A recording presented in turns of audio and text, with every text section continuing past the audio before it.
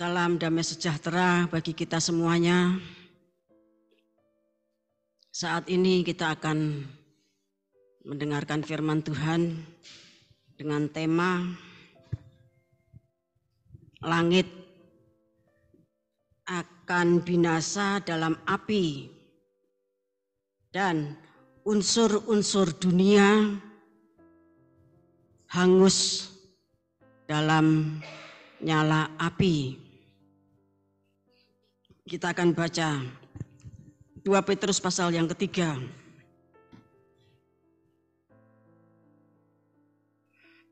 Kita baca ayat 8 sampai 12.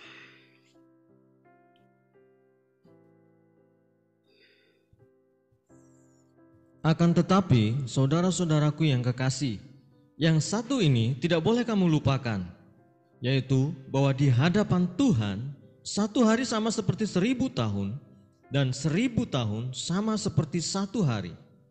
Tuhan tidak lalai menepati janjinya, sekalipun ada orang yang menganggapnya sebagai kelalaian, tetapi ia sabar terhadap kamu, karena ia menghendaki supaya jangan ada yang binasa, melainkan supaya semua orang berbalik dan bertobat.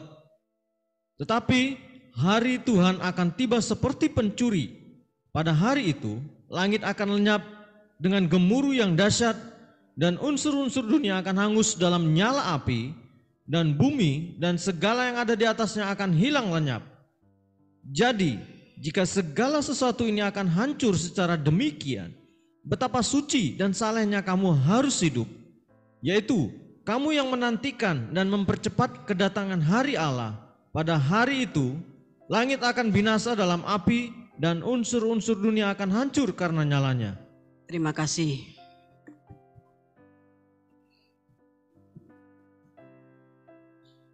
Di dalam ayat 8 tadi, Rasul Petrus menegaskan, bahkan mengingatkan supaya kita tidak lupa kalau kita bicara tentang hari Tuhan, ya, yang menjadi judul atau tema dari 2 Petrus pasal 3 itu adalah hari Tuhan. Kalau kita berbicara tentang hari Tuhan, maka tidak boleh dilupakan bahwa satu hari itu sama dengan 1000 tahun, dan 1000 tahun itu sama dengan satu hari. Ya, satu hari itu 24 jam. Berarti 1 jamnya Tuhan itu sama dengan 1000 dibagi 24. 41,67 tahun. Jadi kalau kita berumur 41,67 tahun, 41 setengah lah, atau 41,7 bulan, 8 bulan, maka itu di hadapan Tuhan kita tuh baru berumur 1 jam. Ya, 1 jamnya Tuhan itu 41,67 tahun atau 500 bulan. Kalau kita berumur 500 bulan, itu baru 1 jam. Sehingga dikatakan manusia ini seperti uap, sebentar tampak kemudian hilang. Kemuliaannya, manusia seperti rumput, kemuliaannya seperti bunga rumput. Pagi mekar, indah, sorenya sudah dibabat orang, dibakar. Bapak yang kasih Tuhan. Nah kemudian kalau 1 menitnya Tuhan, 1 menitnya Tuhan itu berarti 500 bulan dibagi 60, 1 jam kan 60 ya. 500 bulan dibagi 60 sama dengan 8,3 bulan. 1 menit itu sama dengan 8,3 bulan. Lah kemudian kalau 7 tahun ya, 7 tahun kegenapan kitab Wahyu atau 7 tahun Sabat yang ke-70, maka Bapak yang kasih Tuhan 7 tahun itu 84 bulan. Kalau dijadikan menit ya, itu 10 menit, lebih sedikit. Berarti masa kegenapan kitab Wahyu, Bapak yang kasih Tuhan, itu di dalam hitungannya Tuhan, sesuai dengan 2 Petrus pasal 3 ayat 8, 7 tahun itu sama dengan 10 menit. Ya, dalam hitungan harinya Tuhan. Saya ulangi, 7 tahun itu sama dengan 10 menit. Dalam waktu 10 menit ini, 10 menitnya Tuhan, kitab Wahyu itu digenapi. 21 tulah itu dilepaskan. Kunci Mesabo itu diterapkan. Kemudian pada menit-menit yang terakhir, ya, dari 10 menit tadi, ya, pada menit-menit yang terakhir, mungkin menit ke-9 atau menit ke-10, kalau hitungan tahun ya, tahun yang terakhir dari 7 tahun, kegenapan kitab Wahyu yang terjadi adalah, ya, yang terjadi itu 2 Petrus pasal 3 ayat 10 sampai 12. Langit akan lenyap dengan gemuruh yang dahsyat dan unsur-unsur dunia akan hangus dalam nyala api dan bumi dan segala yang ada di atasnya akan hilang lenyap. Itu mengakhiri 7 tahun, tahun yang ke-7. Ya, mungkin ya 6 lebih sedikit masuk ke-7. Pada menit-menit yang terakhir dari 10 menitnya Tuhan, yang terjadi langit itu akan lenyap dengan suara yang sangat dahsyat. Semua unsur-unsur dunia itu akan hangus terbakar di dalam nyala api. Bumi dan segala apa yang ada di atasnya itu akan hilang lenyap. Bapak Ibu kasih Tuhan, semua unsur-unsur dunia hangus di dalam nyala api. Ya, kita baca 2 Tesalonika 1. 2 Tesalonika pasal yang ke-1 ayat 6 dan 7.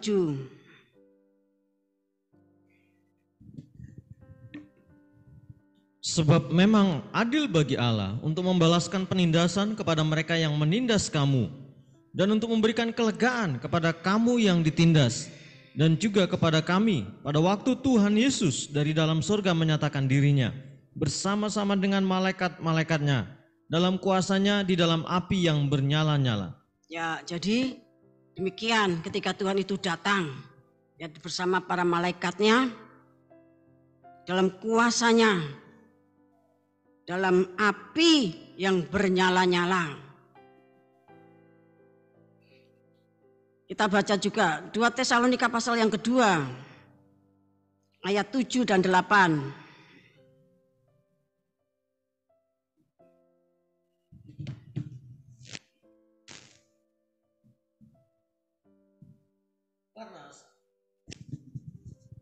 Karena secara rahasia kedurhakaan telah mulai bekerja, tapi sekarang masih ada yang menahan. Kalau yang menahannya itu telah disingkirkan, pada waktu itulah si pendurhaka baru akan menyatakan dirinya. Tetapi Tuhan Yesus akan membunuhnya dengan nafas mulutnya dan akan memusnahkannya kalau ia datang kembali. Ya, si pendurhaka beserta, ya, bolone beserta gerombolannya, Bapak kasih Tuhan, itu nanti akan dibunuh dengan napas mulutnya Tuhan dan akan dimusnahkan pada saat ia kembali. Musuhnya Tuhan itu siapa? Ya tentunya Antikris. Ya. Kita akan membaca juga, ya, Mazmur 18 ayat 8-9.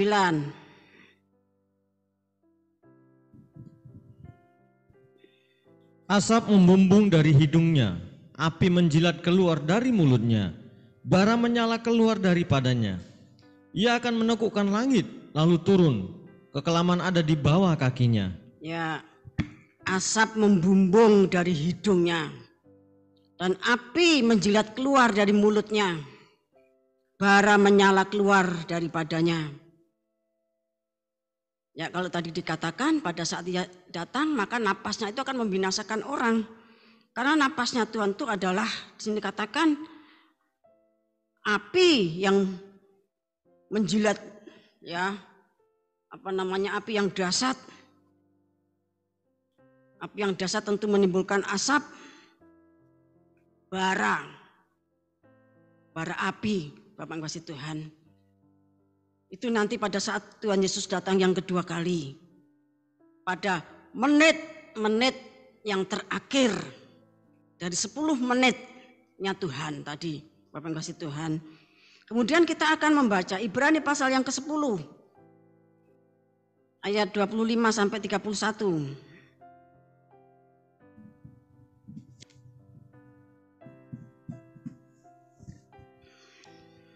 Janganlah kita menjauhkan diri dari pertemuan-pertemuan ibadah kita seperti dibiasakan oleh beberapa orang. Tetapi marilah kita saling menasihati dan semakin giat melakukannya menjelang hari Tuhan yang mendekat. Sebab jika kita sengaja berbuat dosa sesudah memperoleh pengetahuan tentang kebenaran, maka tidak ada lagi korban untuk menghapus dosa itu. Tetapi yang ada ialah kematian, yang mengerikan akan penghakiman, dan api yang dahsyat yang akan menghanguskan semua orang durhaka. Jika ada orang yang menolak hukum Musa, ia dihukum mati tanpa belas kasihan atas keterangan 2 atau 3 orang saksi. Betapa lebih beratnya hukuman yang harus dijatuhkan atas dia yang menginjak-injak anak Allah, yang menganggap najis darah perjanjian yang menguduskannya, dan yang menghina roh kasih karunia. Sebab kita mengenal dia yang berkata, pembalasan adalah hakulah yang menuntut pembalasan. Dan lagi, Tuhan akan menghakimi umatnya. Ngeri benar kalau jatuh ke dalam tangan Allah yang hidup.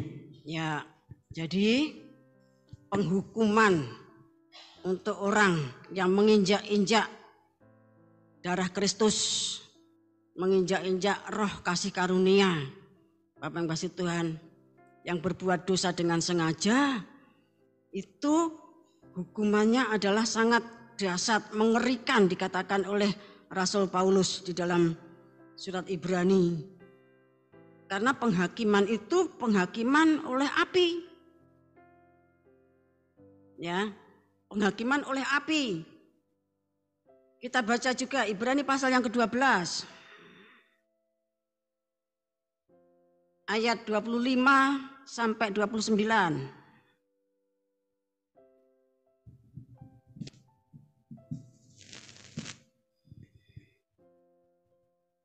Jagalah supaya kamu jangan menolak dia yang berfirman.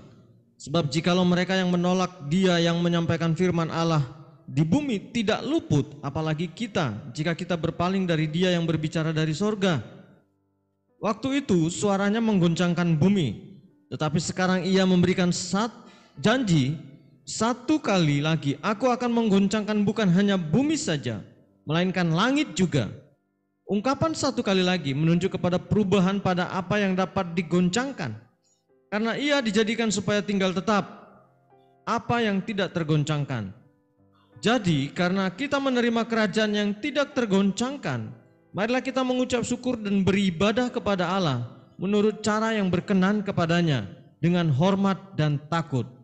Sebab Allah kita adalah api yang menghanguskan. Jadi Allah kita itu api yang menghanguskan. Makanya kalau dia datang yang kedua kali, Bapak yang kasih Tuhan, dari hidungnya, dari mulutnya itu ya asap, api dan bara api yang menghanguskan orang-orang durhaka.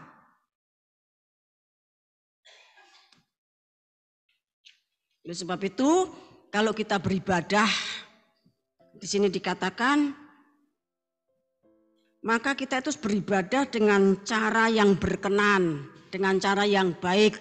Kalau kita beribadah, kita harus beribadah dengan hormat, disertai takut akan Tuhan. Bapak yang kasih Tuhan, karena dari cara kita beribadah itu nanti menentukan, ya, kita ini dihukum dengan api atau kita diselamatkan.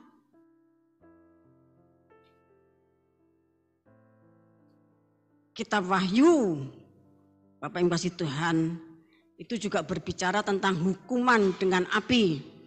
Kita akan baca ya, agak cepat saja, Wahyu pasal 8 ayat 7 sampai 8.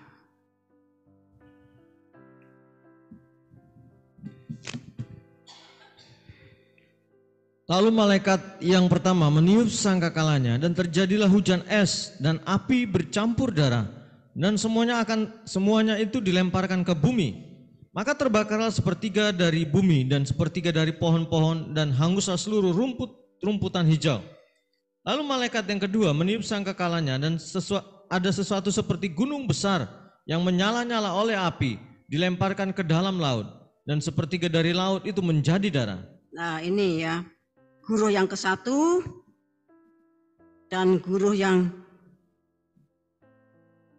kedua, Bapak Ibu Tuhan, ketika meniup sangkakala yang pertama dan yang kedua, baru sangkakala pertama saja di sini katakan sepertiga dari bumi itu sudah terbakar. Kemudian sepertiga dari pohon-pohon ya terbakar. Seluruh rumput hijau. Kalau rumputnya bukan sepertiga tapi semuanya. Bapak Tuhan, sepertiga bumi terbakar, sepertiga pohon-pohon terhangus, seluruh rumput hijau. Demikian juga gunung besar yang menyala-nyala oleh api itu dilemparkan ke laut. Bapak yang kasih Tuhan. Ya, kita akan baca Wahyu pasal yang ke-9 ayat 17 sampai 18. Ini sangkakala yang ke-6.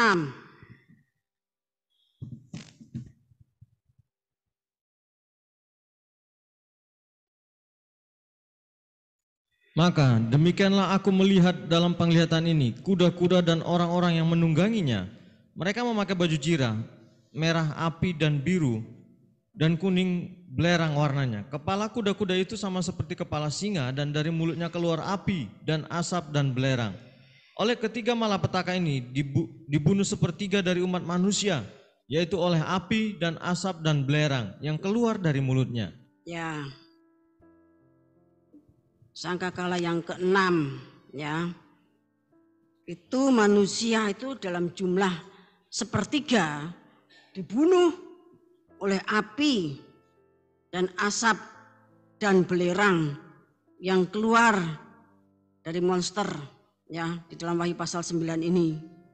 Bapak yang kasih Tuhan, semuanya serba api ya. Kemudian kita baca Wahyu 11 ayat 5.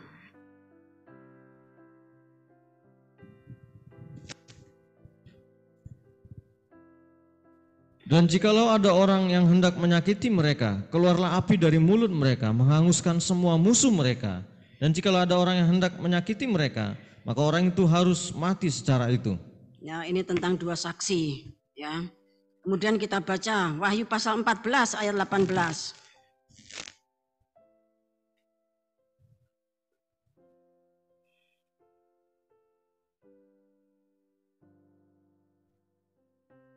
Dan seorang malaikat lain datang dari Mesbah. Ia berkuasa atas api dan ia berseru dengan suara nyaring kepada malaikat yang memegang sabit tajam itu. Katanya, ayunkanlah sabitmu yang tajam itu dan potonglah buah-buah pohon anggur di bumi, karena buahnya sudah masak. Ya, malaikat yang berkuasa ya atas api juga bertindak menggiring kepada pemotongan buah-buah anggur di bumi. Bapak kasih Tuhan, dimasukkan dalam kilangan besar, yaitu kegeraman murka Allah yang maha dahsyat. Kita baca juga Wahyu pasal 16.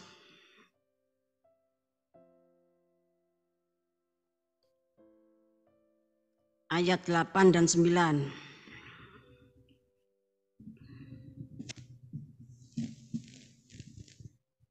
Dan malaikat yang keempat menumpahkan cawannya ke atas matahari dan kepadanya diberi kuasa untuk menghanguskan manusia dengan api. Dan manusia dihanguskan oleh panas api yang dahsyat. Dan mereka menghujat nama Allah yang berkuasa atas malapetaka-malapetaka itu. Dan mereka tidak bertobat untuk memuliakan Dia. Ya, sekalipun sudah dihukum seperti itu, namun tidak bertobat. Bapak yang kasih Tuhan, ini bokor yang keempat, ya. Kemudian kita baca juga Wahyu pasal yang ke-18 ayat 8 dan 9.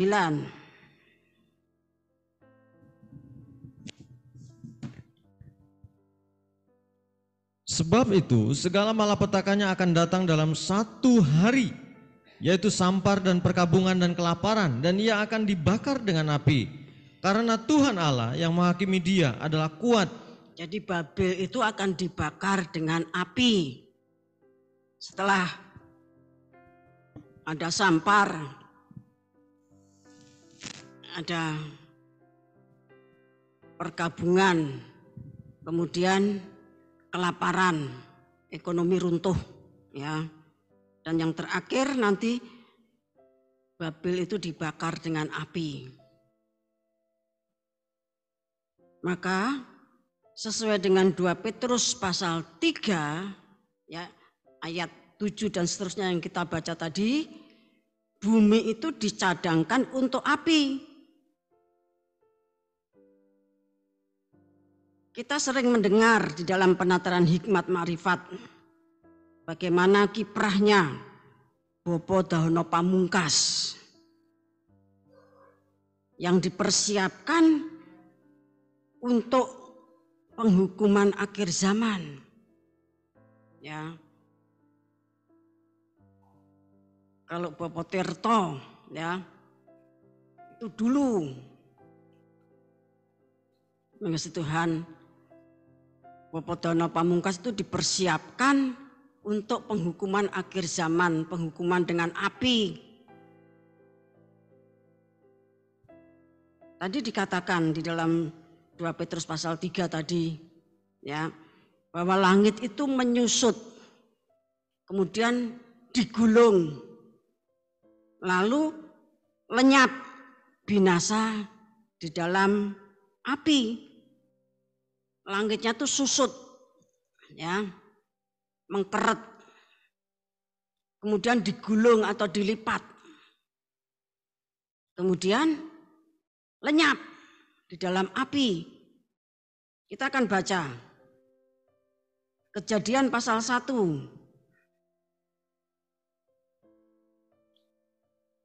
ayat 6 sampai 8.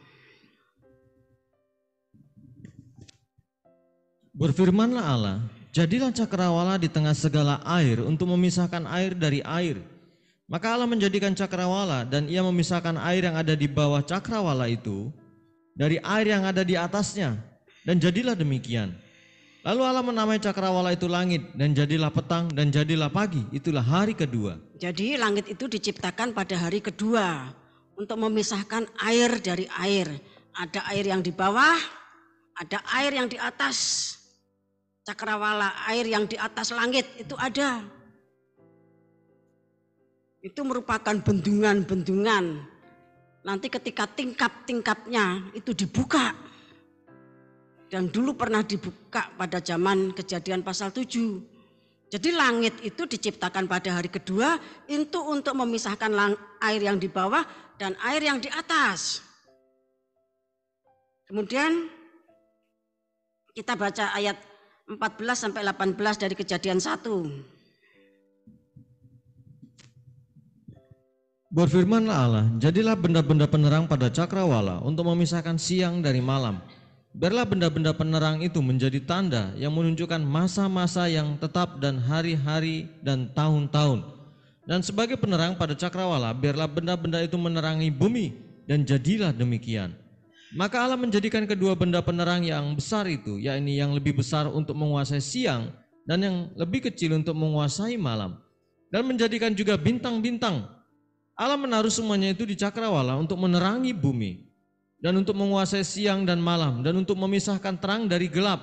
Allah melihat bahwa semuanya itu baik. Jadilah petang dan jadilah pagi, itulah hari keempat.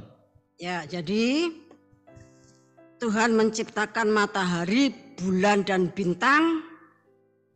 Kemudian di sini dikatakan Allah menaruh. Jadi matahari, bulan dan bintang itu ditaruh pada cakrawala, ditaruh pada langit. Ya. Bapak yang kasih Tuhan, matahari, bulan dan bintang itu ditaruh pada langit. Ayat yang ke-17. Sedangkan langit itu untuk memisahkan air yang di bawah, ya, termasuk sungai, parit, danau, laut, sumber-sumber mata air, dan air yang ada di atas langit. Sedangkan langit itu tempat Tuhan menaruh matahari, bulan, dan bintang-bintang.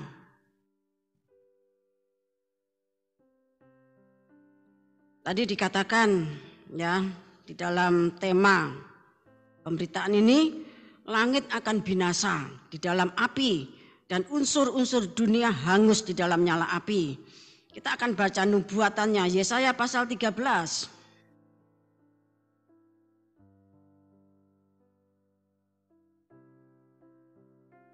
Ayat 6 sampai 13.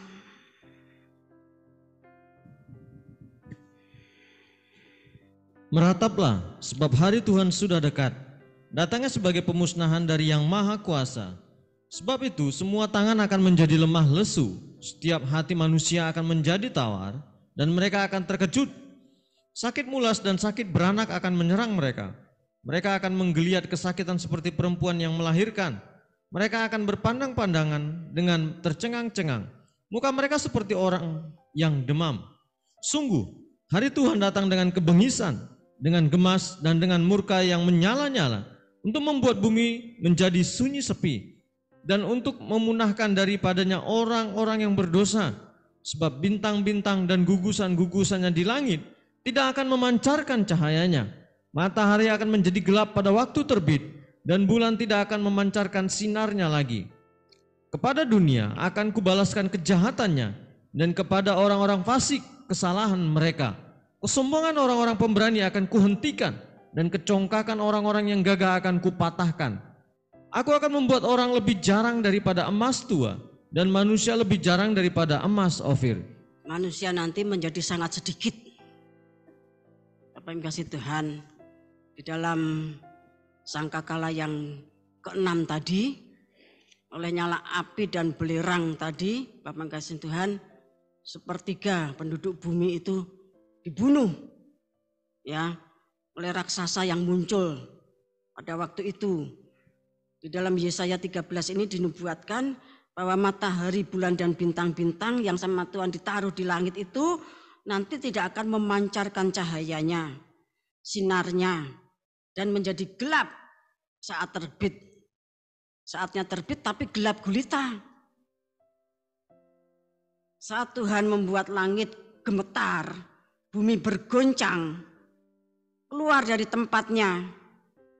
Dikatakan, and the earth shall remove out of her place. Ini saat hukuman Mesabu diterapkan, Bapak yang kasih Tuhan. Ya, jadi bumi itu nanti keluar dari jalurnya, Bapak yang kasih Tuhan. Karena keluar dari jalurnya, maka semuanya kacau balau. Matahari, bulan, dan bintang tidak ada terangnya, tidak ada sinarnya, tidak ada cahayanya. Itu belum, Bapak yang kasih Tuhan. Kemudian kita baca Yesaya pasal 34. Ayat 1 sampai yang keempat.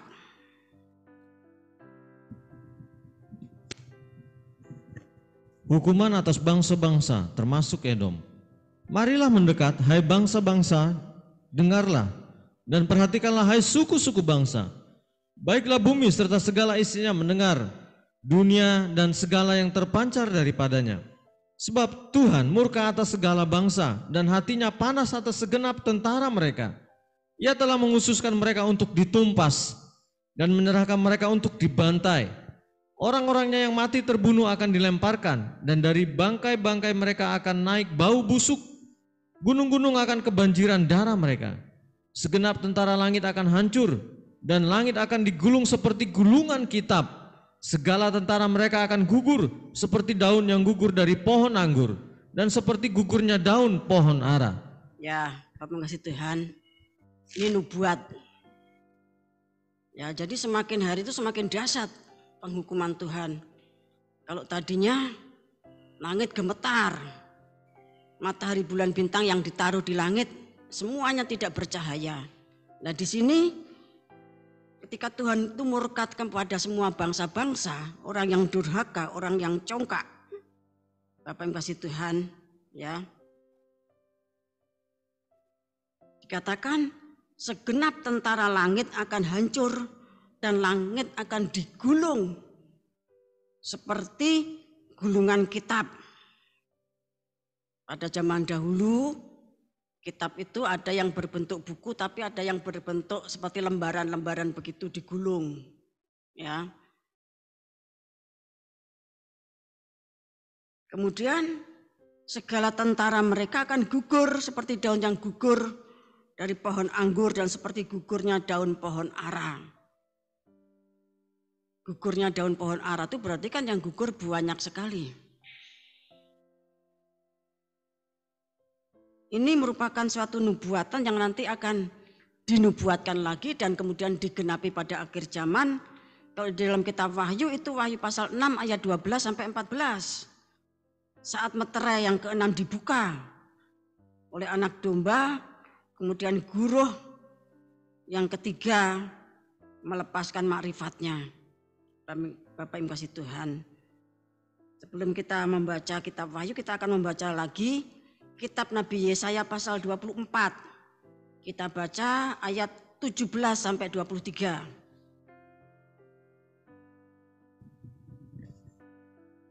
Hai penduduk bumi, kamu akan dikejutkan, akan masuk pelubang dan jerat. Maka yang lari karena bunyi yang mengejutkan akan jatuh ke dalam pelubang, dan yang naik dari dalam pelubang akan tertangkap dalam jerat. Sebab tingkap-tingkap di langit akan terbuka dan akan bergoncang dasar-dasar bumi. Ya, tingkap-tingkap di langit, ya, bendungan-bendungan di langit di mana Tuhan itu menaruh air di atas cakrawala. Karena memang cakrawala itu dibuat untuk memisahkan air yang di atas dan air yang di bawah. Nah, ketika Tuhan murka, Bapak yang kasih Tuhan, ya, pada akhir zaman, murka dalam waktu cuma 10 menitnya Tuhan, 7 tahunnya masa manusia, ya. Dikatakan tingkap-tingkap di langit akan terbuka dan dasar-dasar bumi itu akan bergoncang. Lempengan-lempengan bumi itu akan bergoncang. Kalau lempengan-lempengan bumi, dasar-dasar bumi itu bergoncang berarti terjadi gempa bumi yang dahsyat. Kalau terjadi gempa bumi yang dahsyat berarti terjadi tsunami yang hebat. Bapak Ibu yang kasih Tuhan. Goncangan-goncangan pada dasar-dasar bumi itu juga membuka, ya, mata air yang ada di bawah. Bapak Ibu kasih Tuhan. Tingkap langit yang di atas dibuka, yang di bawah juga dibuka. Ini seperti yang terjadi pada kitab Kejadian pasal 1. Maksud saya Kejadian pasal 7.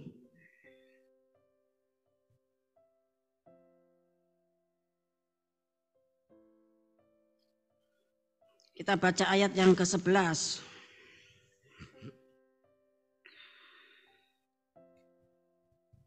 Pada waktu umur Nuh 600 tahun, pada bulan yang kedua, pada hari yang ke-17 bulan itu, pada hari itulah terbelah segala mata air samudra raya yang dahsyat, dan terbukalah tingkap-tingkap di langit. Terima kasih. Ini sama dengan Yesaya 24 ayat 18. Tingkap-tingkap di langit itu terbuka, kemudian dasar-dasar bumi itu bergoncang. Ya, kalau di sini katakan segala mata air samudra raya yang dahsyat itu terbuka.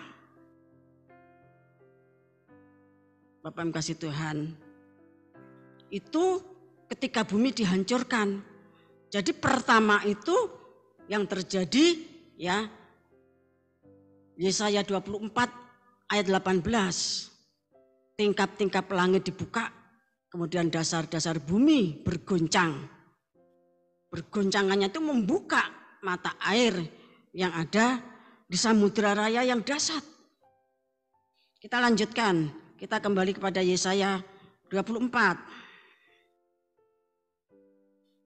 Kita baca selanjutnya ayat 19.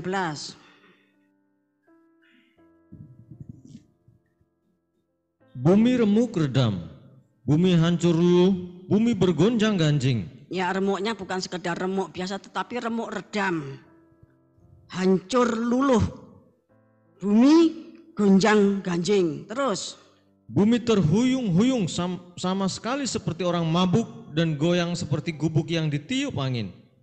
Dosa pemberontakannya menimpa dia dengan sangat, ia rebah dan tidak akan bangkit lagi. Ya, bumi itu rebah dan tidak bangkit lagi. Artinya sudah tidak bisa berwujud menjadi bumi lagi. Sama Tuhan tidak dibentuk seperti kitab Kejadian pasal 1. Tetapi ada langit baru dan bumi baru. Nanti kita baca ya. Bumi rebah tidak bangkit lagi. Dikatakan demikian.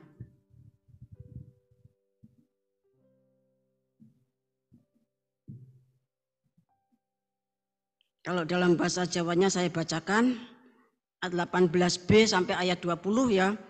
Dene bendungan ing dhuwur wis padha kabedah. Jadi bendungan yang di atas langit itu dibedah, dibuka tingkap-tingkapnya.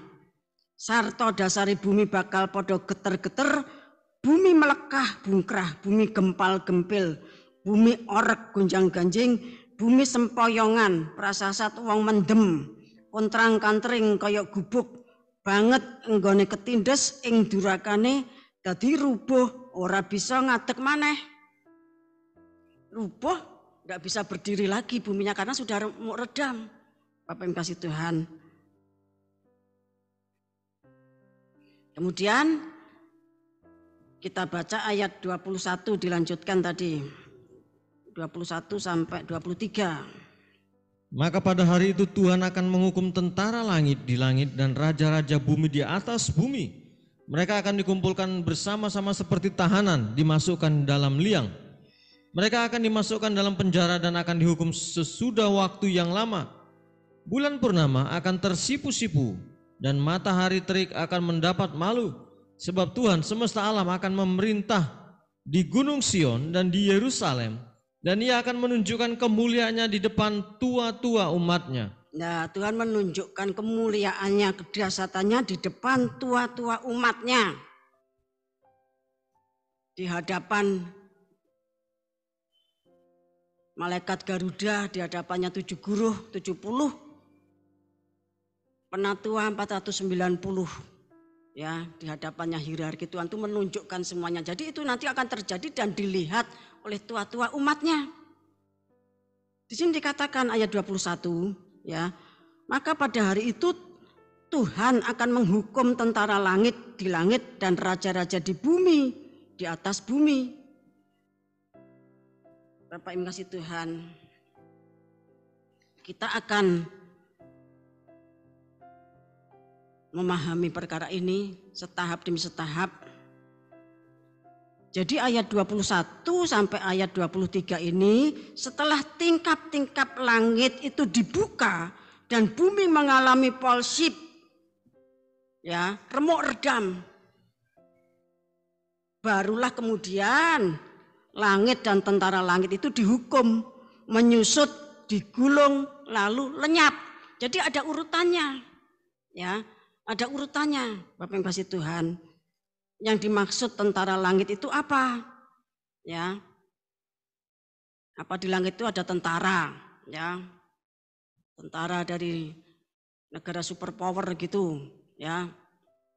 Kita akan melihat 2 Raja-Raja pasal 23 ayat 5.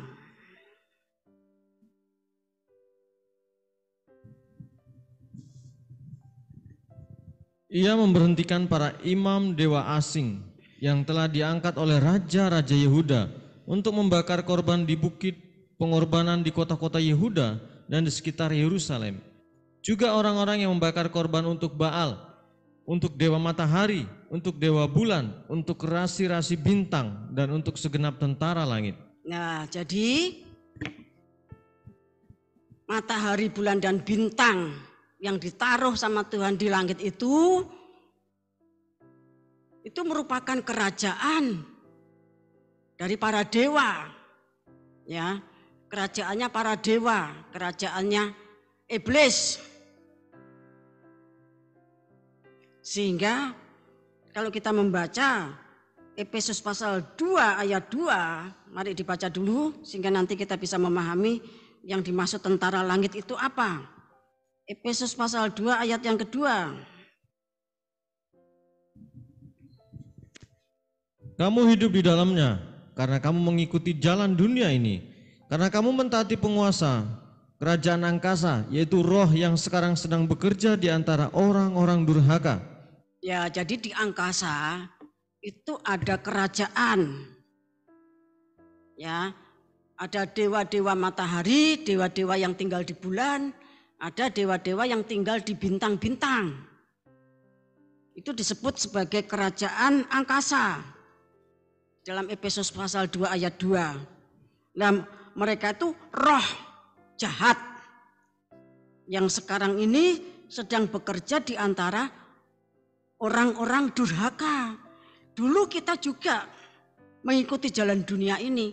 Ketika kita mengikuti jalannya dunia, hidup ini cuma mencari kenikmatan daging, rasa, dan harta. Maka dikatakan kita itu mentaati penguasa kerajaan angkasa. Kita mengikuti, mentaati roh-roh jahat. Bapak Ibu kasih Tuhan.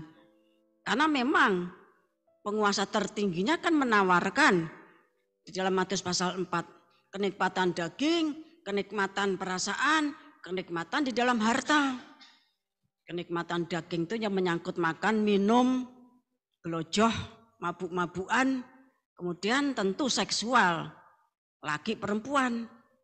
Kenikmatan perasaan itu menyangkut ya, orang minder, orang menjadi sombong, orang gila jabatan, gila kedudukan.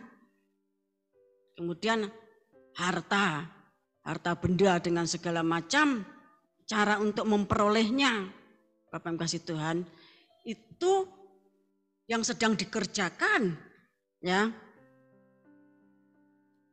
oleh roh-roh dari penguasa kerajaan angkasa, dikerjakan di dalam orang-orang durhaka, orang-orang yang durhaka. Kalau kita hari-hari kita kan harus pikul salib, menanggung 9 penderitaan salib. Tetapi orang-orang durhaka itu hari-harinya itu mengejar kenikmatan daging, rasa, dan harta. Dan itu dipicu. Basa Jawa ngono digelembuk ya oleh roh-roh dari kerajaan angkasa. Seperti yang dulu pernah dengan beraninya ya mau menggoda Tuhan Yesus di dalam Matius pasal yang keempat. Bapak Ibu kasih Tuhan, kalau Roh Kudus bekerja di antara orang kudusnya, maka Roh Kudus itu memimpin kita untuk pikul salib. Roh Kudus itu memimpin kita untuk menjadi pemenang abadi dengan cara memikul salib dan 9 penderitaan salib dan tidak terpisah dari kasih Kristus sekalipun semuanya itu terjadi. Roma 8 ayat 35 sampai 39. Kalau Roh Kudus itu akan memahamkan kita bahwa kita itu neng donya mau mampir ngombe. Tetapi roh jahat beda. Salib itu merupakan satu kehinaan dan kebodohan. Ya, roh jahat itu akan mengatakan ya bahwa kita ini yang pikul salib itu orang-orang bodoh. Bapak yang kasih Tuhan, ya. Jadi sesuai dengan 2 Raja-Raja 23 ayat 5 tadi, ya, tentara langit itu maksudnya setan-setan, dewa-dewa yang tinggal di matahari, tinggal di bulan, tinggal di rasi-rasi bintang. Kemudian kita baca juga 2 Tawarikh pasal 33.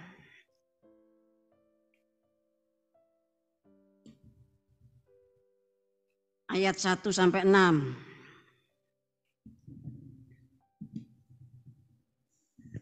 Raja Manase.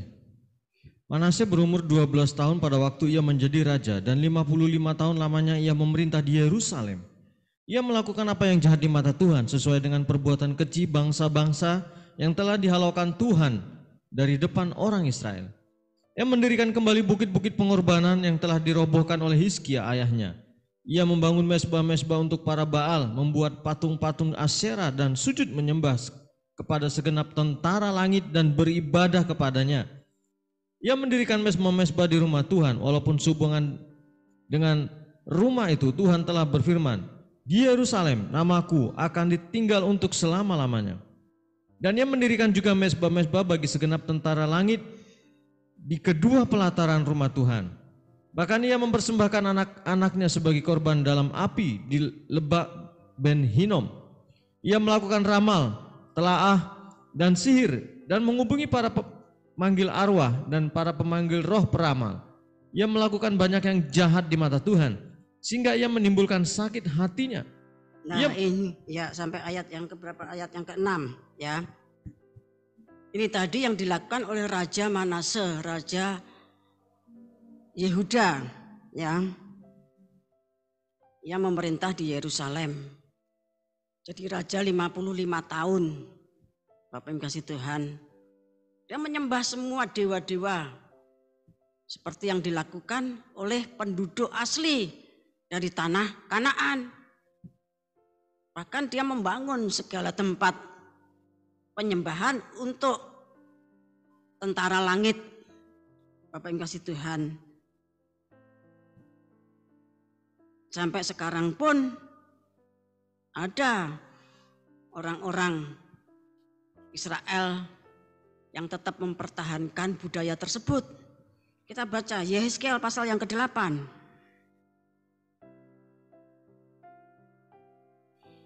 Ayat 11 sampai 18.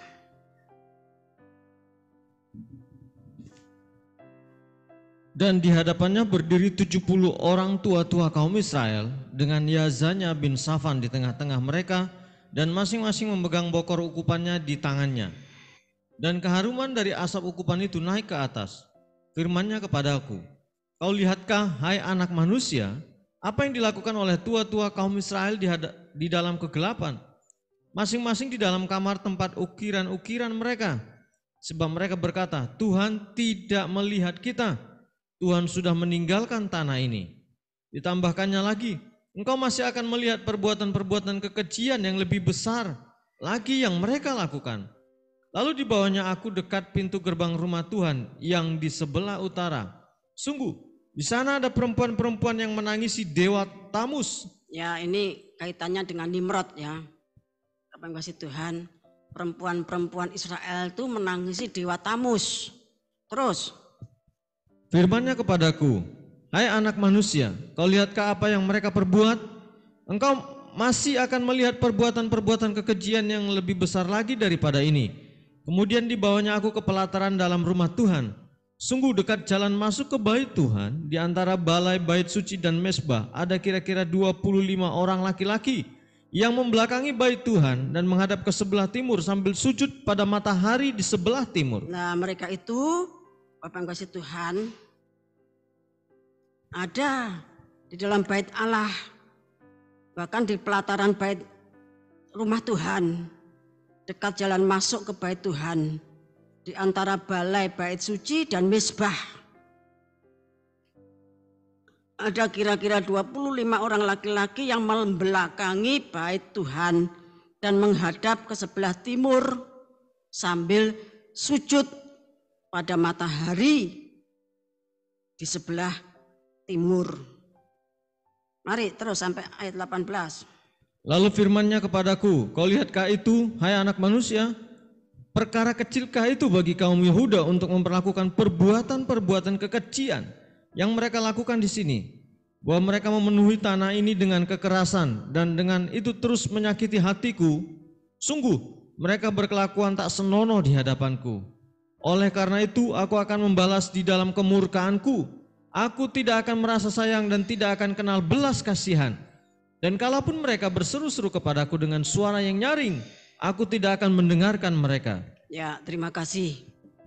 Jadi, Bapak yang kasih Tuhan, yang pertama ya, tadi tingkap-tingkap langit itu dibuka. Demikian juga dasar-dasar bumi itu gemetar, bergetar. Dengan bergetar berarti terjadi retakan-retakan. Ya, membuka pintu air yang ada di dasar samudera yang dahsyat. Kemudian bumi itu bergoncang sedemikian rupa, terhuyung-huyung keluar dari jalur orbitnya. Kemudian remuk redam, hancur luluh dan tidak bisa bangkit lagi. Nah, baru kemudian langit itu dikatakan dibakar. Seperti 2 Petrus pasal 3 tadi. Pada hari itu Tuhan menghukum tentara langit di langit dan raja-raja di bumi, di atas bumi yang menyembah tentara langit. Ya, tentara langit, ya. Tentara langit di langit. Jadi di langit itu ada tentara langit, di dalam matahari, bulan dan bintang itu tadi saya katakan ada kerajaan-kerajaan dari para dewa yang disembah oleh manusia. Sedangkan dewa itu adalah malaikat yang jatuh di dalam Wahyu, maksud saya di dalam Kejadian pasal 6 itu yang dibicarakan panjang lebar oleh Henoh. Bapak Ibu kasih Tuhan. Nah, kemudian semua dewa-dewa tentara langit tadi, penguasa kerajaan angkasa itu dihukum sama Tuhan bersama-sama, dimasukkan penjara, ya.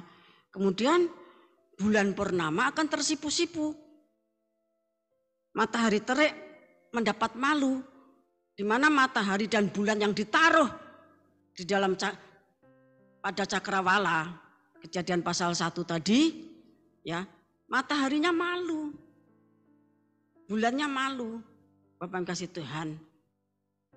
Karena apa? Sudah menjadi tempat penyembahan dewa-dewa. Bapak yang kasih Tuhan. Matahari, bulan, bintang itu bisa berbicara. Ya, untuk orang yang berhikmat, bermakrifat, apalagi kepada Tuhan. Matahari sama bulan itu malu. Sedangkan batu-batuan itu bisa berbicara. Lumut, ya, itu bisa berbicara. Bapak yang kasih Tuhan. Tentunya dengan hikmat dan makrifat.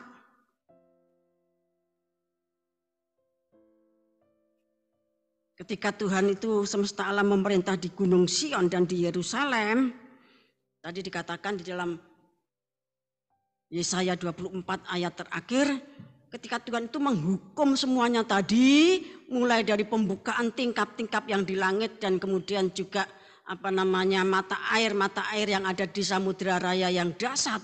Kemudian bulan itu, ya, bumi itu bergelindingan, polsip, sampai remuk redam dan tidak bisa bangun lagi.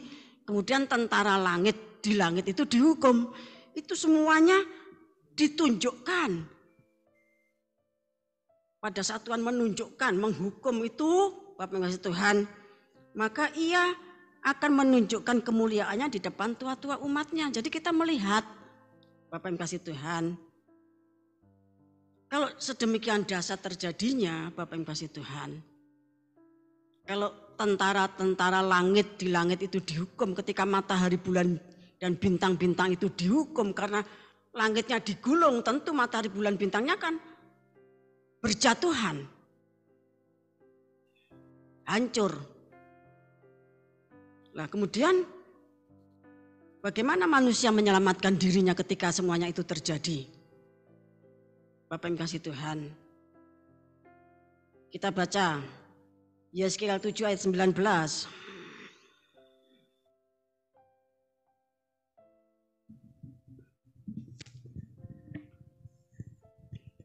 Perak mereka akan dicampakkan keluar dan emas mereka akan dianggap cemar.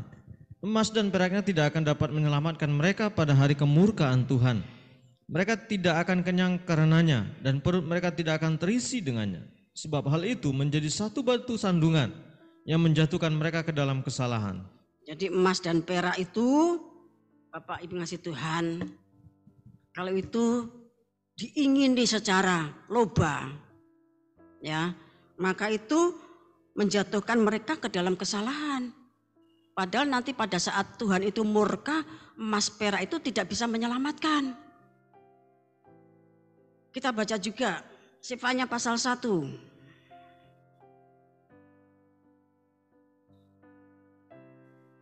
ayat yang ke-18. Mereka tidak dapat diselamatkan oleh perak atau emas mereka pada hari kegemasan Tuhan. Dan seluruh bumi akan dimakan habis oleh api cemburunya. Sebab kebinasaan dahsyat diadakannya terhadap segenap penduduk bumi. Ya, kebinasaan, bahkan kebinasaan bukan sekedar kebinasaan biasa, tetapi kebinasaan yang dahsyat, ya, diadakan oleh Tuhan terhadap segenap penduduk bumi. Tuhan itu tidak bisa disuap dengan emas, tidak bisa disuap dengan perak, karena Dia yang menciptakan, semuanya itu milik Tuhan. Bapak yang kasih Tuhan.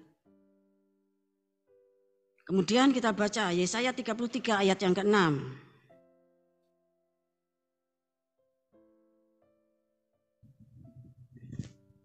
Masa keamanan akan tiba bagimu, kekayaan yang menyelamatkan ialah hikmat dan pengetahuan, takut akan Tuhan, itulah harta benda Sion. Ya, kalau tadi dikatakan emas perak itu harta bendanya orang dunia yang mengikuti jalan yang ditunjukkan oleh penguasa kerajaan angkasa. Tetapi harta kekayaannya orang, ya, yang takut akan Tuhan, harta kekayaannya Sion, ya, Wahyu 14 ayat 1 sampai 5, kekayaannya Sion itu adalah takut akan Tuhan. Di hadapan Tuhan, kalau kita ini takut akan Tuhan, kita tuh dianggap sama Tuhan sebagai orang yang punya harta, sebagai orang kaya. Kekayaan kita tuh kalau kita takut akan Tuhan, kalau kita takut akan Tuhan, maka Amsal mengatakan definisi takut akan Tuhan itu adalah membenci segala macam kejahatan, membenci kesombongan, membenci kecongkaan, membenci semua perbuatan-perbuatan jahat. Itu definisi dari takut akan Tuhan. Takut akan Tuhan itu harta bendanya Sion. Saudara tidak punya uang, saudara tidak punya apapun. Tapi kalau kita ini takut akan Tuhan, di hadapan Tuhan kita ini kaya. Ya. Dan kepada orang yang takut akan Tuhan, Tuhan mempercayakan hikmat makrifat.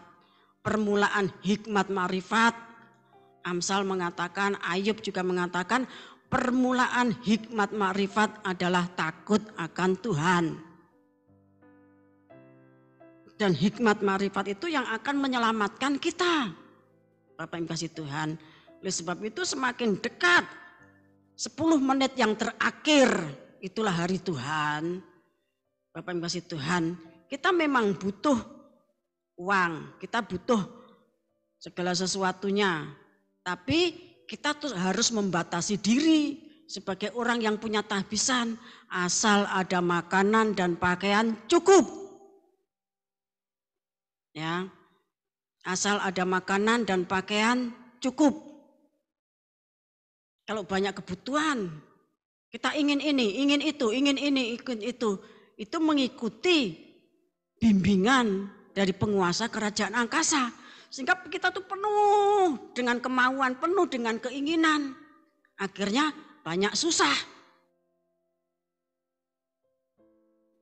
Nah, menjelang 10 menit terakhir, maka yang menyelamatkan kita adalah hikmat dan makrifat. Hikmat makrifat kita akan semakin tajam, ya, kalau kita takut akan Tuhan. Kemudian kita baca Matius pasal 24. Kita baca ayat 37 sampai 44.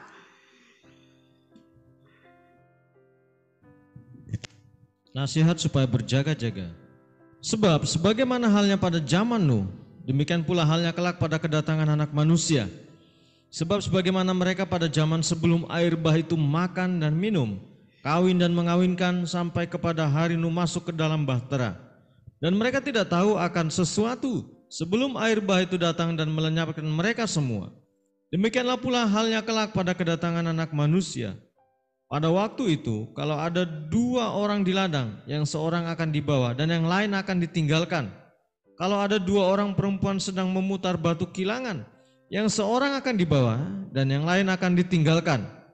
Karena itu berjaga-jagalah, sebab kamu tidak tahu pada hari mana Tuhanmu datang.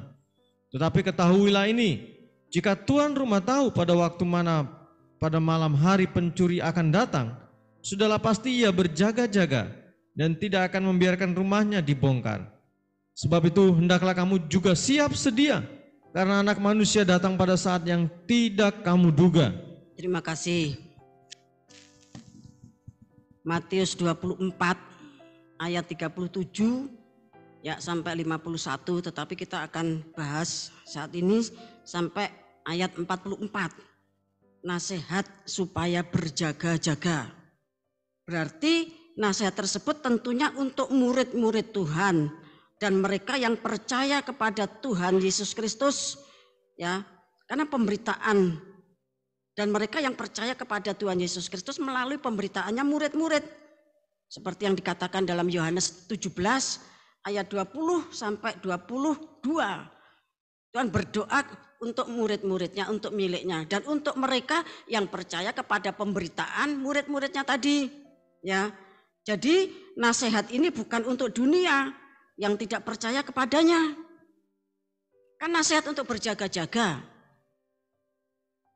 Selalu Tuhan berkata, berjaga-jagalah supaya kamu jangan jatuh dalam pencobaan. Ya, berjaga-jagalah.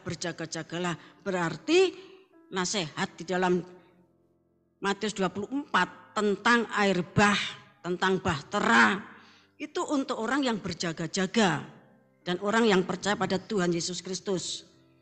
Kedatangan Tuhan akan dimulai pada Wahyu pasal 1 ayat 7. Kitab Wahyu, ya. Dan kitab Wahyu itu digenapi dalam waktu 10 menit. 10 menitnya Tuhan atau 7 tahun. Itu nanti akan dimulai pada Wahyu pasal 1 ayat 7. Bapak yang kasih Tuhan. Tidak usah dibaca, nanti dibaca di rumah. Jadi pada awal dari 10 menit pertama, itu terjadi air bah. Seperti pada zamannya Nuh. Yang percaya ucapan Tuhan Yesus Kristus di dalam Matius 24 ayat 37 dan seterusnya tadi, kita masuk bahteranya Tuhan itu pada menit pertama atau pada tahun yang pertama dari 7 tahun. Kemudian di dalam ayat 43 tadi dikatakan, saya bacakan ulang, tetapi ketahuilah ini, jika tuan rumah tahu pada waktu mana pada malam hari pencuri akan datang, sudahlah pasti ia berjaga-jaga dan tidak akan membiarkan rumahnya dibongkar. Ya. Wahyu pasal 16 ayat 15 dikatakan, lihatlah aku datang seperti pencuri. Berarti pencuri itu Tuhan. Ya. Kemudian di dalam Wahyu pasal 17 ayat 14 dan Wahyu 19 ayat 16 dikatakan, dan pada jubahnya dan pahanya tertulis suatu nama, yaitu Raja segala raja dan Tuan di atas segala Tuan. Bapak yang kasih Tuhan. Jadi Tuhan Yesus itu pencuri, Tuhan Yesus itu Tuan. Dia tahu kapan dia akan datang. Sebab itu dia berjaga-jaga. Seperti seperti Tuhan berjaga-jaga di dalam kitab Keluaran pasal 12. Ketika umat pilihannya itu Israel itu keluar pada malam itu, maka Tuhan itu berjaga-jaga, mengawasi, berjaga-jaga. Ya. Nah demikian juga dia sebagai pencuri, dia sebagai tuan, dia itu berjaga-jaga supaya apa? Supaya rumahnya itu jangan dibongkar. Ya rumahnya itu siapa? Tubuhnya. Ya. Dia tidak membiarkan rumahnya dibongkar. Dalam pengertian lain mati. Ya. Kita baca 2 Korintus pasal 5 ayat 1.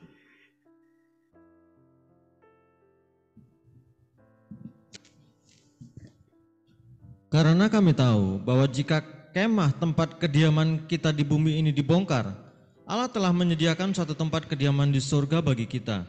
satu tempat kediaman yang kekal, yang tidak dibuat oleh tangan manusia. Ya, ketika kemah kediaman yang di bumi ini dibongkar, itu artinya mati.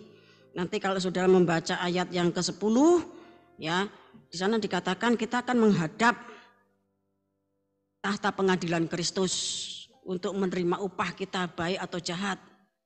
Berarti di dalam Matius pasal 24 ayat 43 tadi dikatakan Tuhan Yesus itu pencuri, tetapi Tuhan Yesus itu juga Tuhan, di atas segala Tuhan.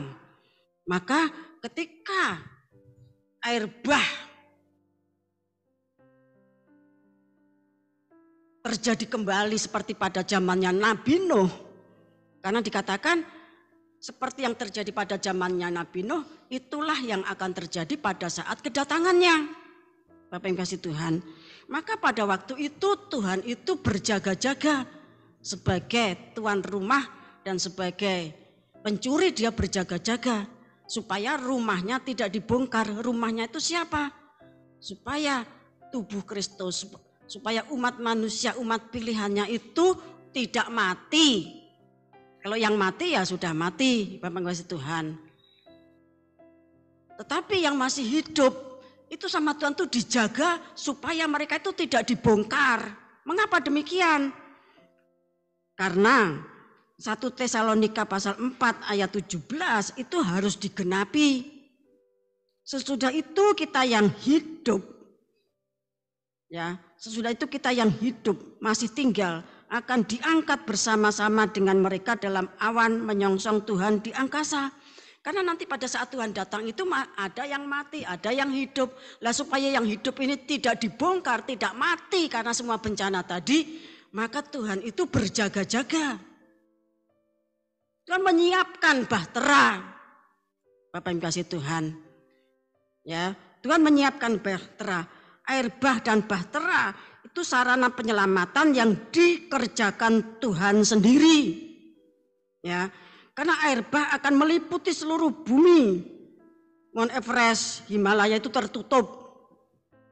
Ya, kalau zamannya Nabi Nuh, air berkuasa di atas bumi itu 150 hari. Ya, Kejadian pasal 7 ayat 20 dan 24. Ya. Nanti air bah itu akan berkuasa di bumi 2 tahun. Bapak yang kasih Tuhan.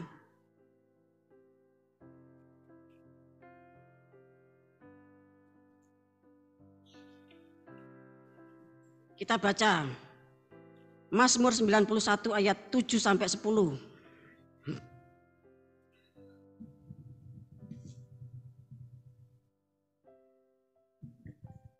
Walau 1000 orang rebah di sisimu dan 10.000 di sebelah kananmu, tetapi itu tidak akan menimpamu. Engkau hanya menontonnya dengan matamu sendiri dan melihat pembalasan terhadap orang-orang fasik.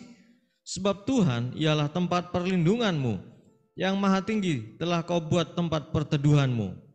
Malapetaka tidak akan menimpa kamu dan tulah tidak akan mendekat kepada kemahmu. Kemah itu kalau dalam bahasanya, ya, Alkitab itu menunjuk kepada tabernakel, tabernakel kita masing-masing. Terima kasih, ya. Di sini dikatakan ayat 9, sebab Tuhan ialah tempat perlindunganmu, yang maha tinggi telah kau buat tempat perteduhanmu. Tempat perteduhan, Allah itu ingin ada hubungan pribadi, ya. Allah itu menginginkan supaya kita tuh memiliki hubungan pribadi dengan Dia. Perteduhan itu dari kata Ibrani, mawin, ya. Kata mawin itu dari akar kata onah yang artinya dwelling together in marriage. Artinya tinggal bersama-sama seperti orang yang menikah. Bapak yang kasih Tuhan. Nah, dari sana nanti kita akan menonton. Saya bacakan ayat yang ke-8. Engkau hanya menontonnya dengan matamu sendiri dan melihat pembalasan terhadap orang fasik. Saya bacakan kembali Yesaya pasal 24 ayat 23. Bulan purnama akan tersipu-sipu dan matahari terik akan mendapat malu sebab Tuhan semesta alam akan memerintah di Gunung Sion dan di Yerusalem. Di Gunung Sion dan di Yerusalem itu seperti Matius, maksud saya Wahyu pasal 14 itu. Ya, anak domba itu ada di Gunung Sion, di Bukit Sion bersama 144.000. Lah dari sana Bapak yang kasih Tuhan, ya itu akan menunjukkan kemuliaannya kepada tua-tuanya. Ketika Yesaya 24 secara khusus ayat 18 sampai ayat 22 itu digenapi, kita tuh akan melihat Tuhan akan menunjukkan kemuliaannya. Kalau Mazmur pasal 91 ayat 8 kita menonton, Bapak yang kasih Tuhan, kita tidak bisa menonton dari gedung tertinggi semuanya hancur musnah. Ketika bumi remuk redam, hancur luluh, kemudian terguling-guling, rebah dan tidak bisa bangun lagi. Ketika tentara langit di langit itu dipermalukan, matahari, bulan dan bintang semuanya dirontokkan. Bapak yang kasih Tuhan. Jadi tempat persembunyian kita itu adalah bahtera yang Tuhan siapkan. Bahteranya Tuhan itu bisa berjalan di air, bisa berjalan di daratan, bisa berjalan di udara. Dan dia tidak tergantung matahari, bulan dan bintang. Bapak yang kasih Tuhan. Kita baca, ada tempat persembunyian lain. Saudara tinggal pilih ya. Yesaya pasal 2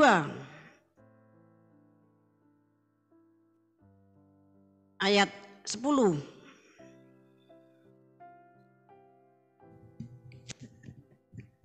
Masuklah di sela gunung batu dan bersembunyilah di dalam liang tanah terhadap kedahsyatan Tuhan dan terhadap semarak kemegahannya. Langsung ayat 19. Maka orang akan masuk ke dalam gua-gua di gunung batu dan ke dalam liang-liang di tanah terhadap kedahsyatan Tuhan dan terhadap semarak kemegahannya. Pada waktu ia bangkit menakuti bumi. Ya, ini digenapkan ya nanti di dalam Wahyu pasal 6 dibaca ulang. Maksud saya dibaca Wahyu pasal 6 ayat 15 sampai 17.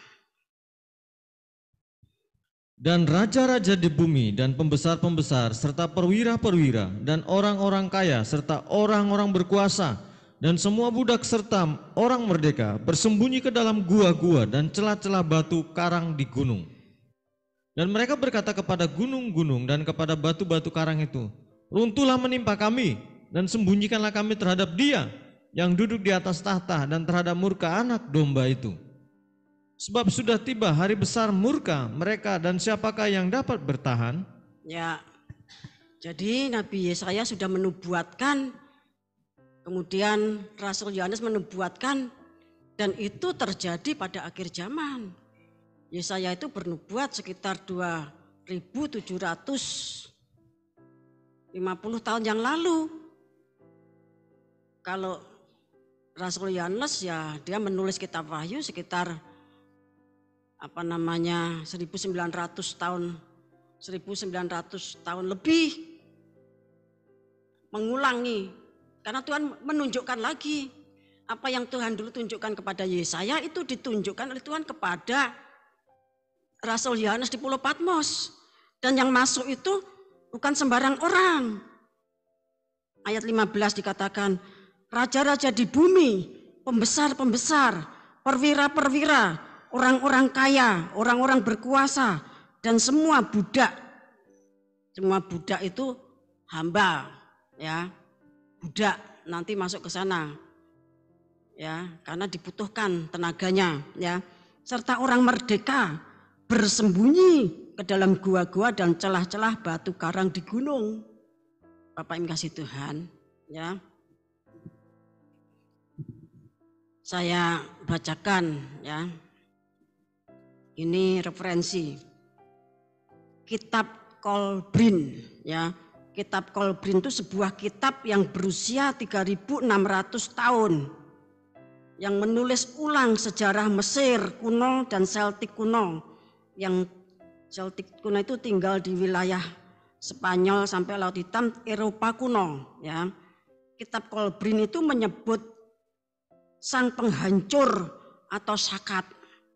Itu Keluaran 12 ayat 23. Kitab ini merupakan kumpulan naskah-naskah kuno yang tersembunyi berabad-abad, dipelihara oleh kelompok rahasia hampir 1000 tahun.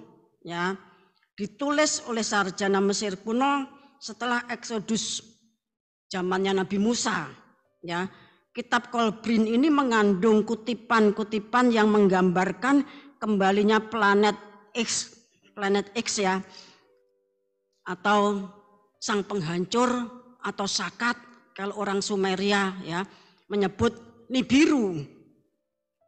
Ya, para penguasa bumi di elit ya sudah tahu bahwa planet X itu akan datang kembali dan mereka justru merahasiakan dengan mengatakan semuanya aman dan damai seperti yang sudah dibaca oleh Rasul Paulus. Nanti pada akhir zaman orang akan berkata semuanya aman dan damai, tidak ada masalah, berita-berita itu hoak. Namun tiba-tiba orang ditimpa sakit bersalin, artinya ditimpa kebinasaan karena murka Tuhan, ditimpa Great Tribulation. Karena apa? Di elit ini ya mengatakan semuanya aman dan damai. Mereka tuh orang berkuasa, kalau ngomong gitu kan rakyat ya mesti patuh, ya toh. Sementara itu mereka mengatakan tidak ada masalah, tidak ada apa-apa, semuanya aman dan damai. Tetapi mereka itu mempersiapkan penyelamatan untuk diri sendiri. Yang dikatakan dalam Wahyu pasal 6 ayat 15 tadi. Ya, penyelamatan dengan membuat bunker-bunker. Ya, terowongan-terowongan, jalur transportasi bawah tanah, raksasa antar benua, Bapak kasih Tuhan, antar benua, ya, kedalamannya antara 1,5 kilo sampai 7 kilo di bawah bumi kita ini. Ada satu kerajaan besar yang dahsyat. Mungkin orang mengatakan itu NWO, New World Order, Bapak kasih Tuhan ya. Mereka tuh membuat bunker-bunker, terowongan-terowongan, jalur transportasi bawah tanah, raksasa antar benua, Bapak kasih Tuhan ya. Kemudian di sana tuh ada markas pemerintahan masa depan di bawah tanah itu. Ada markas pemerintahan masa depan. Karena apa? Di elit ini merespon peringatan tentang datangnya sang penghancur yang dulu pernah datang di dalam kitab Keluaran pasal 12 ayat 23. Mereka tuh memperhatikan peringatan itu dengan sangat serius. Karena itu ditulis dalam kitab Keluaran, diulangi. Ya bagaimana nanti manusia akan menyelamatkan dirinya di dalam Yesaya pasal 2 ayat 10 dan 19. Kemudian Tuhan sendiri menunjukkan kepada Rasul Yohanes di dalam Yohanes pasal 6 ayat 15 dan seterusnya. Mereka tuh membuat tempat persembunyian di gua-gua, di celah-celah gunung. Bapak yang kasih Tuhan. Apalagi dikatakan Yesaya bernubuat, Rasul Yohanes bernubuat dan mendapat wahyu. Mereka tuh orang yang percaya kepada Alkitab. Bapak kasih Tuhan. Mereka tuh juga orang yang sangat menyelidiki tulisan-tulisan kuno. Mereka tuh orang-orang ahli yang bisa membaca huruf-huruf yang aneh, huruf-huruf kuno. Bapak kasih Tuhan. Ya. Jadi mereka tuh mempersiapkan diri sehingga nanti ketika metereng yang ke-6 itu dibuka oleh anak domba, kemudian guru yang bertugas nanti ya mengaplikasikan kidung mesabonya, maka peristiwa ini terjadi. Kita bukan, di sini dikatakan yang boleh masuk ke sana itu cuma para pembesar. Para pembesar. Kita bukan pembesar, kita tuh pengecil. Ya. Kita ini orang-orang kecil. Raja-raja di bumi, kita bukan raja. Ya. Kemudian perwira-perwira.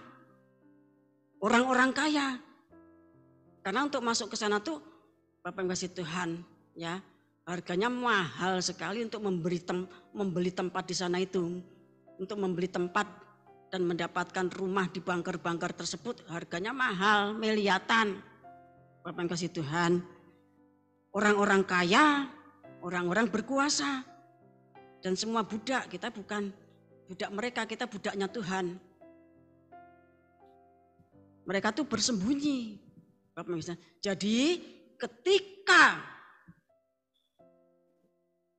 Yesaya pasal 24 ayat 18 itu nanti dibuka, tingkap-tingkap langit itu dibuka, mereka tuh membaca, mereka tuh ngerti persis semua nubuatan, bahkan kitab-kitab yang tidak dikanonisasi itu dipahami semuanya. Bapak yang kasih Tuhan, kitab-kitab yang tidak dikanonisasi itu dipahami semuanya dan mereka tuh percaya. Sehingga mereka itu mempersiapkan tempat persembunyian. Wahyu pasal 6 ayat 15 mengatakan, Bapak yang kasih Tuhan, lah apakah kita akan masuk dalam persembunyian tersebut? Kita tidak layak. Ya, kita tidak punya uang. Kita bukan raja, kita bukan perwira, kita bukan pembesar, kita bukan orang kaya. Lah, untuk rumahnya, untuk tubuhnya, Dia Tuhan Yesus Kristus sebagai pencuri dan dia adalah Tuhan di atas segala Tuhan. Dia berjaga supaya rumahnya tidak dibongkar. Rumahnya Tuhan itu ya tubuhnya, umat pilihannya. Supaya tidak dibongkar itu supaya tidak mati. Ketika banjir Nuh itu terulang lagi, itu terjadi pada menit-menit pertama. Ya.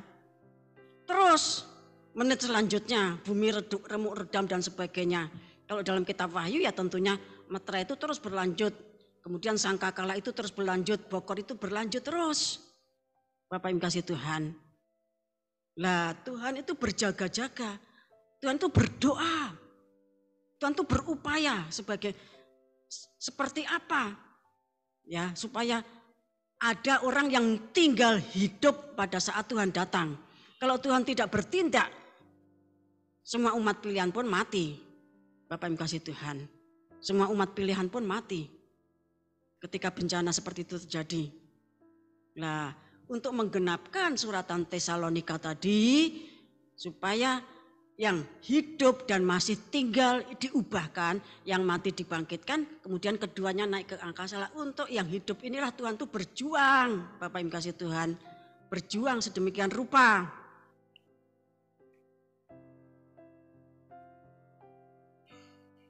Ya. Jadi raja-raja di bumi, pembesar-pembesar serta perwira-perwira, orang-orang kaya dan orang-orang berkuasa dan semua budak serta orang merdeka bersembunyi di dalam gua-gua dan celah-celah batu karang di gunung. Elit global yang disebut NWO, ya, New World Order, Bapak yang kasih Tuhan, itu berada dalam bunker-bunker dengan kedalaman 1,5 sampai 7 kilo. Ketika air bah surut, tadi saya katakan 2 tahun, ketika air bah itu surut, mereka tuh keluar, kemudian menyusun suatu peperangan, menyusun satu peperangan yang disebut perang Harmagedon. Mereka itu berperang melawan Allah. Berarti mereka itu apa? Kelompok antikris. Bapak yang kasih Tuhan, kita baca Wahyu 16 ayat 12 sampai 14.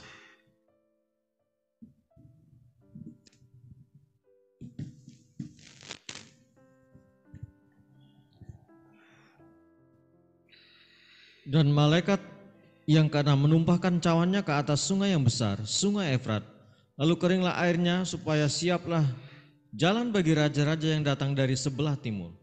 Dan aku melihat dari mulut naga dan dari mulut binatang dan dari mulut nabi palsu itu keluar 3 roh najis yang menyerupai katak. Itulah roh-roh setan yang mengadakan perbuatan-perbuatan ajaib. Dan mereka pergi mendapatkan raja-raja di seluruh dunia untuk mengumpulkan mereka guna peperangan pada hari besar, yaitu hari Allah yang Maha Kuasa. Lihatlah, aku datang seperti pencuri. Berbahagialah dia yang berjaga-jaga dan yang memperhatikan pakaiannya, supaya ia jangan berjalan dengan telanjang dan jangan kelihatan kemaluannya. Ya, jadi Bapak Yesus Tuhan, setelah masa 2 tahun itu, bumi itu masih ada. Ya tentunya sudah banyak rusaknya. Remuknya tuh nanti, Bapak Ibu Tuhan, ketika bokor ke-6 dan bokor ke-7, ya. Namun demikian sudah rusak, sehingga perlu dibuat jalan, ya, untuk mereka itu bisa berjalan di Sungai Efrat untuk menuju ke Harmegido, Bapak Ibu Tuhan. Di situ roh-roh setan-setan itu mengadakan perbuatan-perbuatan ajaib dan mereka itu pergi mendapatkan raja-raja di seluruh muka bumi. Bapak Ibu kasih Tuhan. Dikatakan di dalam ayat yang ke-14, itulah roh setan yang mengadakan perbuatan-perbuatan ajaib dan mereka pergi mendapatkan raja-raja di seluruh dunia untuk mengumpulkan mereka guna peperangan pada hari besar, yaitu hari Allah yang Maha Kuasa. Kita baca juga Wahyu pasal 17 ayat yang ke-14.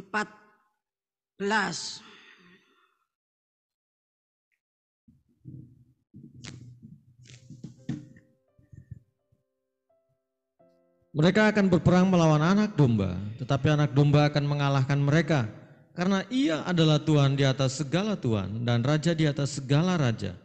Mereka bersama-sama dengan dia juga akan menang, yaitu mereka yang terpanggil, yang telah dipilih dan yang setia.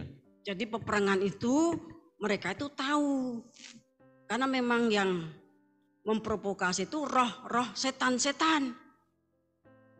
Dengan tanda-tanda ajaib mendatangi raja-raja di seluruh muka bumi.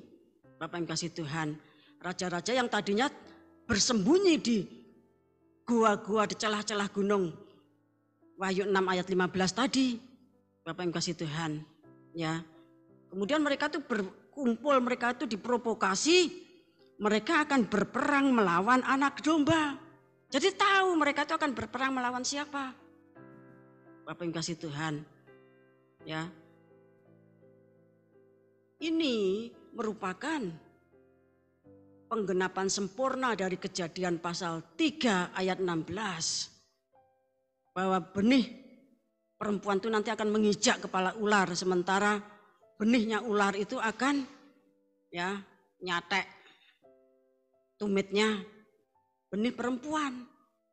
Jadi antar benihnya setan, yaitu roh-roh setan-setan tadi, dan anak domba Tuhan Yesus Kristus, benih perempuan, perang di dalam perang Harmagedon. Bapak Ibu kasih Tuhan, dikatakan bahwa mereka itu berperang melawan anak domba, mereka itu diprovokasi oleh roh-roh setan. Mereka tahu yang diperang itu nanti anak domba, apalagi pemimpin besarnya sangat tahu siapa dia, karena itulah antikris dan roh-roh antikris. Bapak Ibu kasih Tuhan, artinya anti Kristus, anti Roh Kudus. Artinya apa? Ya hidup dalam daging. Ya. Kemudian kita baca Zakaria pasal yang keempat, maksud saya pasal 14.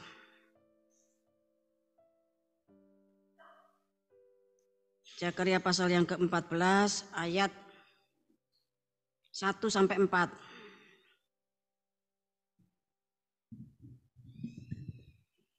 Kemenangan terakhir, Tuhan menjadi raja di Yerusalem.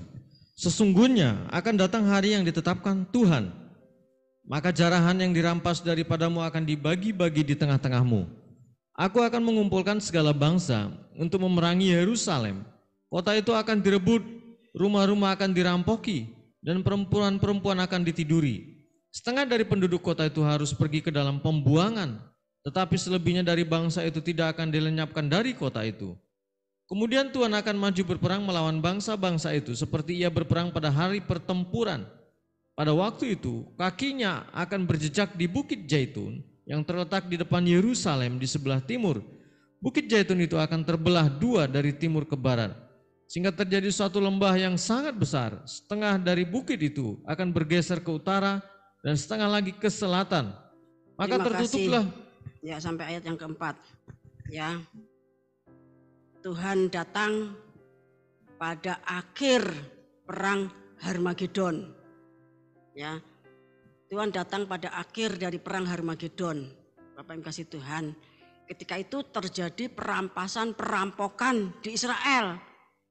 Orang yang bersembunyi di bunker-bunker tadi pada akhirnya mengalami krisis ekonomi, mengalami krisis pangan. Dan mereka itu merampas, bahkan dibagi di tengah-tengah kamu. Dirampas langsung dibagi di tengah-tengah pemiliknya. Tentu terjadi peperangan yang dahsyat. Semua bangsa-bangsa berkumpul, raja-raja berkumpul, karena mereka diprovokasi oleh roh-roh setan. Wahyu 16 tadi.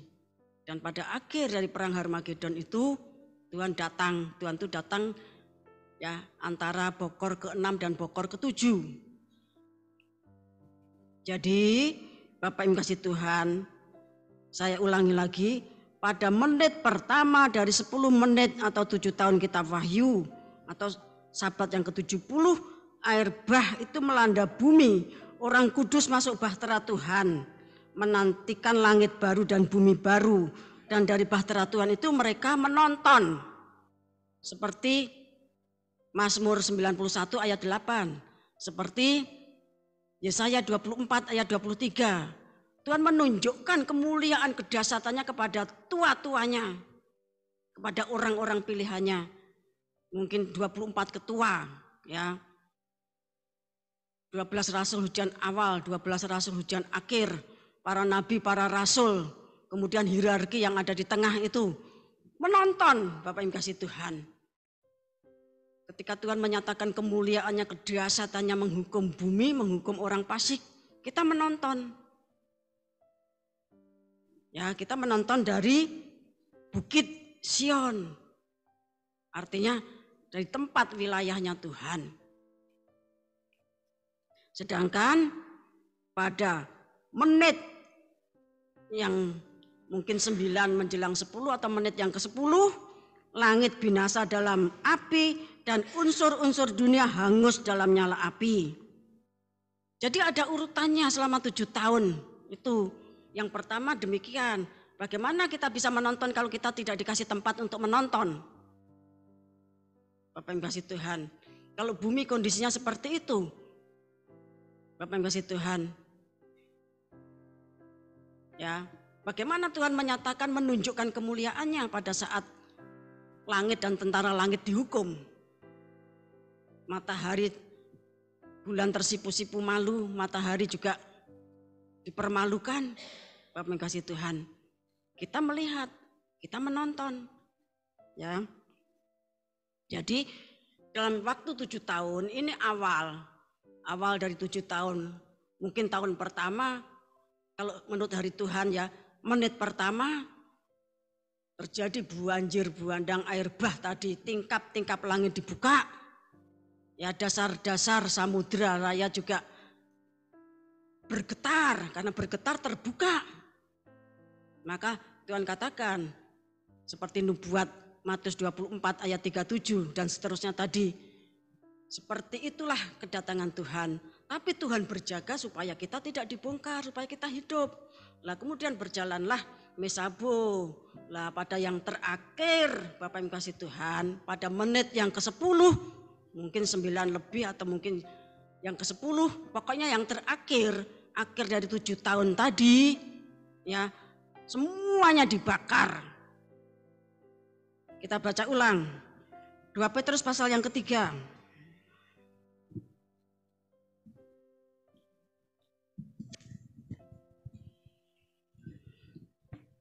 2 Petrus pasal yang ketiga, kita baca mulai ayat yang ke-10. Tetapi hari Tuhan akan tiba seperti pencuri. Pada hari itu langit akan lenyap dengan gemuruh yang dahsyat dan unsur-unsur dunia akan hangus dalam nyala api. Dan bumi dan segala yang ada di atasnya akan hilang lenyap. Nah, ya. Dikatakan langit akan lenyap dengan gemuruh yang dahsyat. Sudah bayangkan kalau langit itu ambruk, maka seperti suluknya Pak Dalang itu, ya. Kalau akan terjadi goro-goro perang besar antar dewa, antar raksasa, ya, langitnya gonjang-ganjing, bintangnya kelap-kelip dan seterusnya. Bapak Ibu kasih Tuhan, dan dikatakan langitnya akan lenyap dengan gemuruh yang dahsyat. Karena apa? Karena dibakar oleh api, ya. Semua unsur-unsur dunia, matahari, bulan, bintang, bahkan bumi dan segala apa yang ada di atasnya akan hilang lenyap. Terus ayat 11.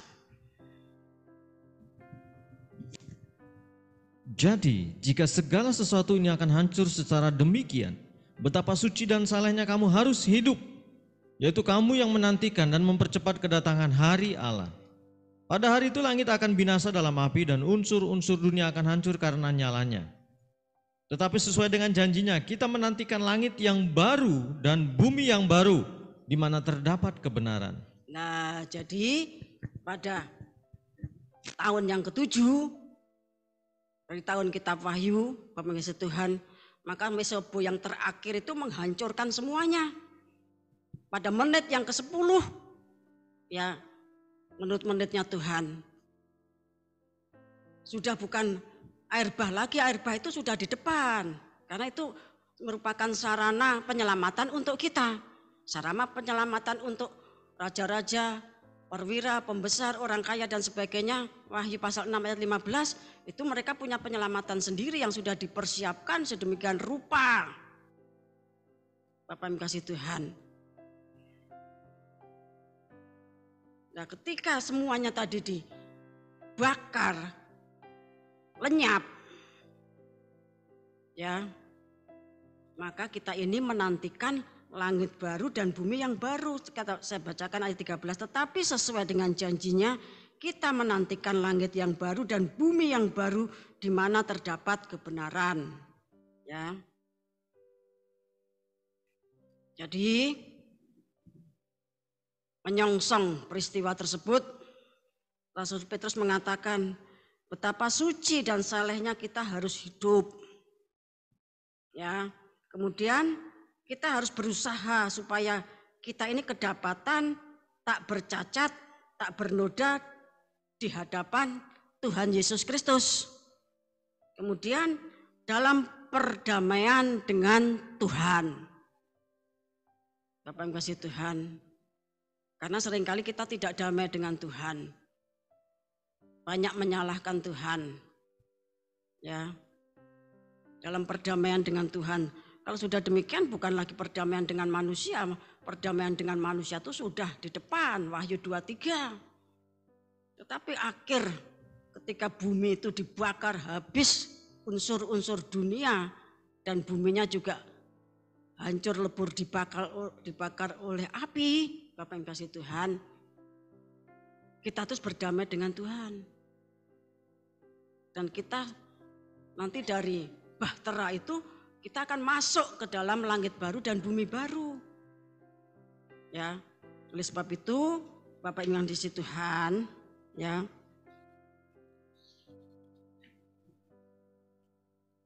Biarlah kita belajar firman Tuhan dan merenungkannya siang dan malam, memohon pengurapan Roh Kudus sehingga apa yang Tuhan berikan kepada kita pada saat ini, ya, dari ayat per ayat itu saudara gambarkan, saudara renungkan, saudara khayalkan. Dan saudara mohon kepada Roh Kudus supaya saudara diberikan hati yang paham, hati yang mengerti, ya, bisa paham, bisa mengerti. Karena cuma ada 2 tempat perlindungan. Yang satu yang Tuhan sendiri siapkan. Matius 24 ayat 37 sampai 43. Tuhan tuh berjaga-jaga supaya kita tetap hidup. Ya. Kecuali saudara mau pilih perlindungan yang satunya. yang dinubuatkan oleh Nabi Yesaya. Yesaya pasal 2 ayat 10 dan 19. Atau kitab Wahyu pasal 6 ayat 12 dan seterusnya. Bapak yang kasih Tuhan.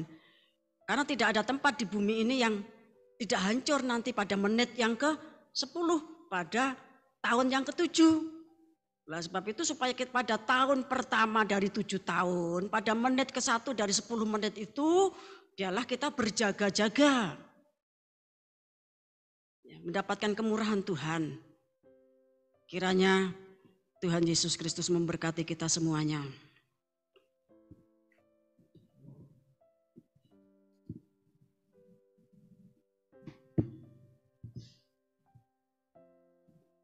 Kita pujikan Yesaya 5:23.